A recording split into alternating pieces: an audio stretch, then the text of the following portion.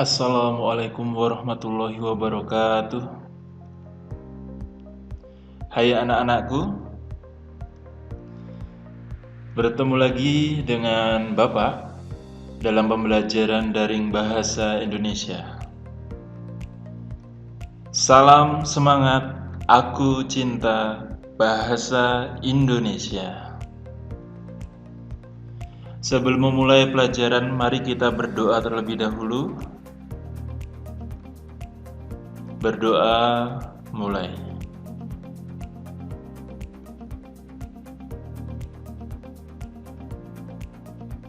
Selesai.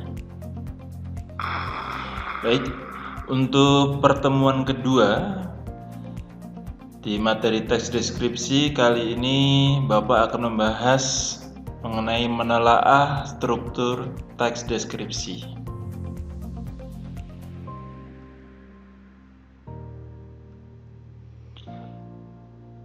Anak-anakku, kalian masih ingat dengan struktur teks deskripsi? Ada 3, yaitu yang pertama identifikasi, yang kedua deskripsi bagian, dan yang terakhir yaitu penutup ada simpulan atau kesan. Baik, di sini akan Bapak jelaskan kembali mengenai struktur teks deskripsi. Identifikasi atau gambaran secara umum berisi nama objek yang dideskripsikan, lokasi, sejarah lahirnya, makna nama, atau pernyataan umum tentang objek yang dideskripsikan. Yang kedua, deskripsi bagian berisi perincian bagian objek, tetapi diperinci berdasarkan tanggapan subjektif penulis. Perincian dapat berisi apa yang dilihat, bagian-bagiannya, komposisi warna, seperti apa objek yang dilihat menurut kesan penulis. Perincian juga dapat berisi perincian apa yang didengar. Misalnya mendengar suara apa saja, seperti apa suara-suara itu, atau penulis membandingkan dengan apa. Perincian juga dapat berisi apa yang dirasakan penulis dengan mengamati objek. Di dalam deskripsi bagian, terdapat jenis pengembangan deskripsi bagian.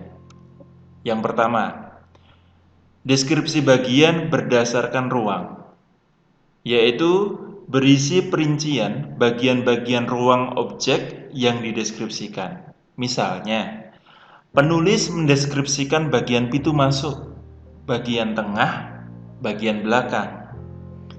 Perincian ruang juga dapat menyebut nama ruang-ruang dan ciri-cirinya.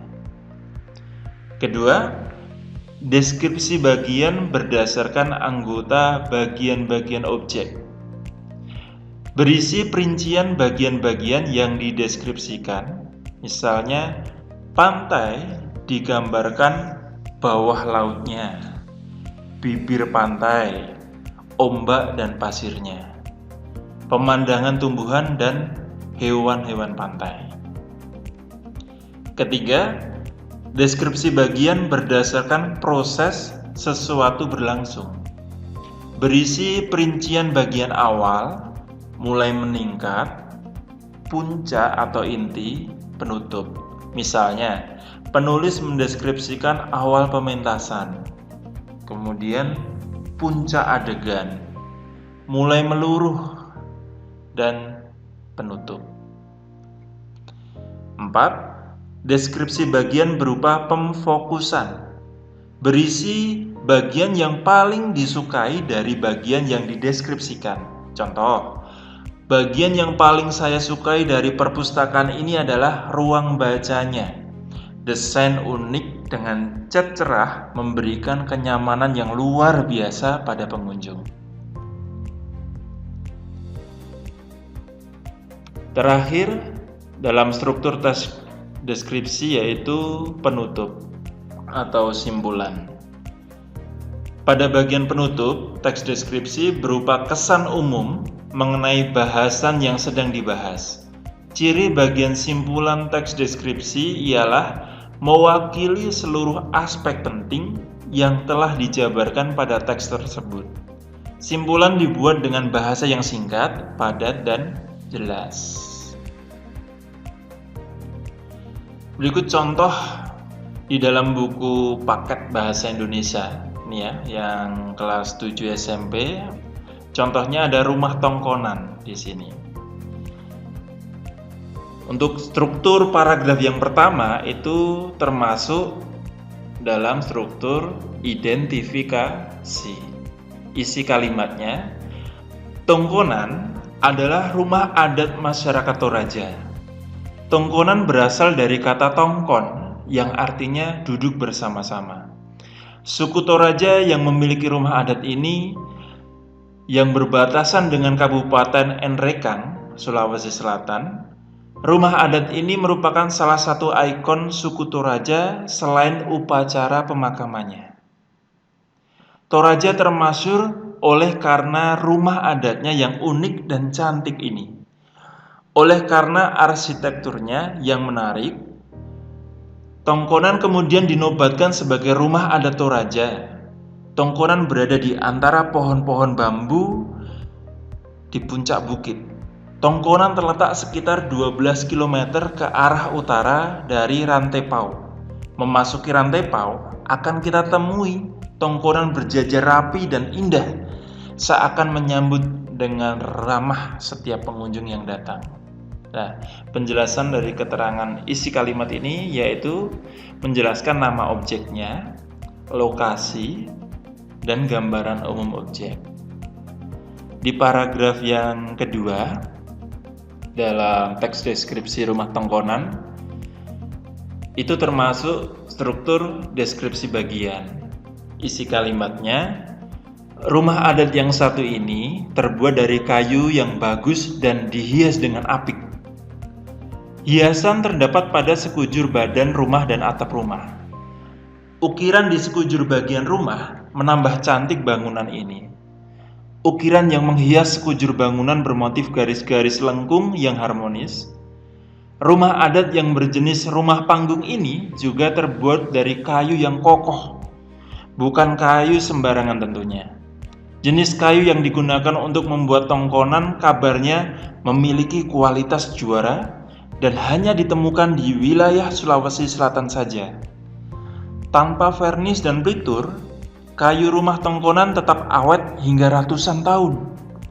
Suku Toraja juga menghias atap tersebut dengan tanduk kerbau. Kerbau memang perlambang kebangsawanan suku Toraja. Atap rumah Tongkonan melengkung menyerupai perahu, terdiri atas susunan bambu. Tongkonan tersebut didekorasi dengan sejumlah tanduk kerbau yang ditancapkan di bagian depan rumah adat. Di setiap bangunan bagian depan terdapat deretan tanduk kerbau. Nah, di sini keterangannya menjelaskan memerinci bahan kayu, ukiran rumah, dan hiasan atap rumah. Sedangkan di paragraf terakhir, yaitu termasuk struktur penutup atau simpulan. Isi kalimatnya, sungguh kaya warisan budaya Indonesia. Kita bangga memiliki warisan budaya dengan nilai artistik yang tinggi dan unik. Rumah adat Tongkonan warisan budaya yang perlu kita jaga. Nah, ini menjelaskan kesan umum dari si penulis. Baik, dari contoh rumah Tongkonan tadi mengenai strukturnya, di buku paket itu ada latihan 2.1. Latihan 2.1 buku paket bahasa Indonesia halaman 19. Dengan mengamati tabel tersebut, berdiskusilah untuk menyimpulkan hal-hal berikut. Ada 3. Yang pertama, apakah ciri bagian teks yang disebut identifikasi? Kedua, apakah ciri bagian teks yang disebut deskripsi bagian? Yang ketiga, bagaimana ciri bagian simpulan teks deskripsi? Baik, Kita beri pembahasan bersama biar adik-adik yang di rumah paham. Pembahasan latihan 2.1 buku paket bahasa Indonesia kelas 7 SMP semester 1. Bukunya yang ini ya, dari Kementerian Pendidikan dan Kebudayaan. Untuk yang pertama tadi, apakah ciri bagian teks yang disebut identifikasi? Yaitu menggambarkan atau melukiskan sesuatu. Jadi mengenai rumah Tongkonan ya, rumah adat dari suku Toraja. Penggambaran tersebut dilakukan sejelas-jelasnya dengan melibatkan kesan indera. 3. Membuat pembaca atau pandangan merasakan sendiri atau mengalami sendiri. 4. Menjelaskan ciri-ciri objek seperti warna, ukuran, bentuk, dan keadaan suatu objek secara terperinci. Untuk yang kedua, pertanyaan yang kedua, apakah ciri bagian teks yang disebut deskripsi bagian? Tadi udah kita bahas bersama. Untuk deskripsi bagian berdasarkan ukiran rumah, yaitu terbuat dari kayu yang bagus dan dihias dengan apik. Itu di kalimat pertama, di kalimat kedua, dan di kalimat ketiga. Sedangkan deskripsi bagian berdasarkan bahan kayu, yaitu rumah adat yang berjenis, itu ada di kalimat 5, kalimat 7, dan kalimat 8. Deskripsi bagian berdasarkan hiasan atap rumah, yaitu ada di kalimat 9, kalimat 10, dan kalimat 11 dan 12. Bisa dibaca kembali ya. Untuk yang terakhir, bagaimana ciri bagian simpulan teks deskripsi? Ciri bagian simpulan teks deskripsi ialah mewakili seluruh aspek penting yang telah dijabarkan pada teks tersebut. Simpulan dibuat dengan bahasa yang singkat, padat, dan jelas. Baik, contoh teks deskripsi tentang alam Indonesia. Ini Bapak berikan salah satu contoh teks deskripsi tentang alam Indonesia, yaitu mengenai Gunung Bromo. Silahkan bisa dibaca dan disalin ke dalam buku tulis kalian. Nanti bisa kalian tentukan struktur dan keterangannya.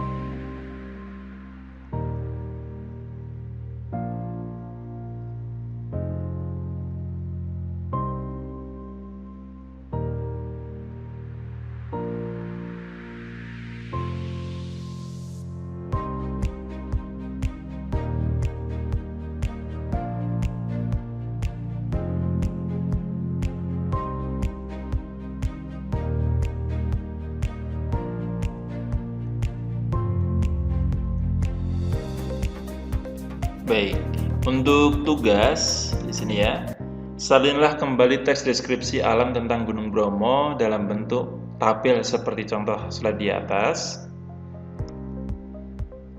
Untuk tugasnya yang pertama, tentukan struktur teks deskripsi Gunung Bromo. Strukturnya paragraf keberapa itu termasuk apa aja ya, ada identifikasi, deskripsi bagian yang mana, simpulannya yang mana. Kemudian berilah penjelasan di kolom keterangan.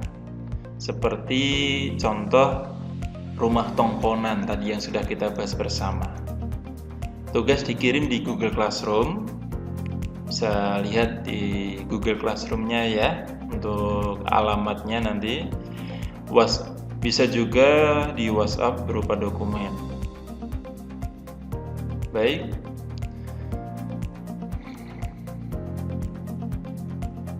Baik anak-anak, terima kasih atas perhatian dan semangat belajarnya.